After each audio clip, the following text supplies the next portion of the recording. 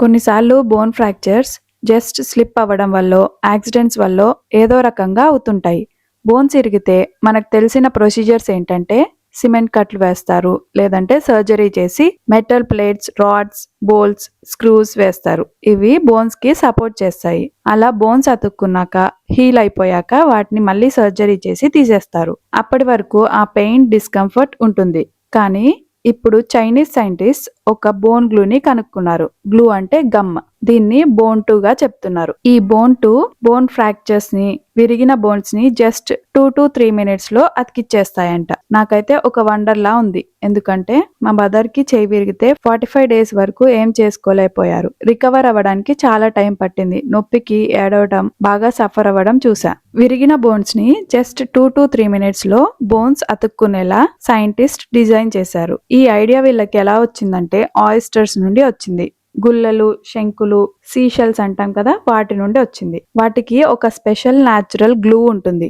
అవి న్యాచురల్ గా protein rich cement ని వాటి ఫుట్ నుండి సెక్రెట్ చేస్తాయి. అది హార్డ్ గా అయ్యి రాళ్ళకి లేదా ఏదైనా సర్ఫేసెస్ కి గట్టిగా అతుక్కుంటాయి. ఈ సిమెంట్ చాలా స్ట్రాంగ్ గా ఉంటుంది. వాటర్ లో ఉన్నా కూడా అంతే స్ట్రాంగ్ గా ఉంటుంది. ఆయిస్టర్స్ గ్లూ మనుషులు తయారు చేసే గ్లూ కన్నా కూడా బాగా స్ట్రాంగ్ గా ఉంటుంది. సో దీన్ని చూసే ఇప్పుడు ఈ బోన్ గ్లూని కనుక్కున్నారు. సైంటిస్ట్ ప్రకారం ఇది బ్లడ్ రిచ్ ఎన్విరాన్మెంట్స్ లో కూడా బోన్స్ అతుక్కునేలా చేస్తుంది. అంటే సర్జరీ చేసినప్పుడు బ్లడ్ ఉంటుంది కదా, అప్పుడు కూడా ఈ గ్లూతో బోన్స్ అతుక్కుంటున్నాయంట. ఈ బోన్ 2 కి యూనిక్ ప్రాపర్టీస్ కూడా ఉన్నాయి. ఏంటంటే బోన్స్ అతుక్కున్నాక న్యాచురల్ గా కరిగిపోయి బాడీలో అబ్జర్వ్ అయిపోతుంది. సో దీనికి మళ్ళీ సర్జరీ అవసరం పడదు. నార్మల్ గా మెటల్ ప్లేట్స్, ఇంప్లాంట్స్ ఏవైనా వేస్తే బోన్స్ అతుక్కున్నాక మళ్ళీ సర్జరీ చేసి తీసేయాలి. సో ఇక్కడ సెకండ్ సర్జరీస్ అవసరం పడవు. దానివల్ల రిస్క్స్, ప్రొసీజర్స్ తగ్గుతాయి, హాస్పిటల్ విజిట్స్ తగ్గుతాయి, అన్ని రోజులు పెయిన్ ఉండదు, ఈజీగా అయిపోతుంది. బోన్ 2 సేఫ్టీ, ఎఫెక్టివ్నెస్ కూడా బాగున్నాయని ల్యాబ్ టెస్ట్ లో తెలిసింది. ఆల్రెడీ 150కి పైగా పేషెంట్స్ మీద ప్రయోగించారు. ఒక ట్రయల్లో అయితే ప్రొసీజర్ జస్ట్ 180 seconds లో అయిపోయింది. ఇలా బోన్ గ్లూతో అతుక్కున్న బోన్స్ 400 pounds వరకు వెయిట్ ని తట్టుకున్నాయి. అంటే 181 kgs అంత వెయిట్. ఒక పెద్ద మనిషి బరువు కూడా తట్టుకునేంత బలంగా ఉన్నాయి. పక్క నుండి ప్రెషర్ పెట్టిన 0.5 MPa అంత ప్రెషర్ వరకు తట్టుకున్నాయి. డైరెక్ట్ గా వాటి మీదే ప్రెషర్ పెట్టిన 10 MPa ప్రెషర్ వరకు తట్టుకున్నాయి. ఈ రిజల్ట్స్ చూస్తే ఫ్యూచర్ లో మెటల్ ప్లేట్స్, స్క్రూస్ అవసరం లేకుండా బోన్ గ్లూ వాడే ఫ్రాక్చర్స్ ని ట్రీట్ చేయొచ్చు అని సైంటిస్ట్ చెప్తున్నారు.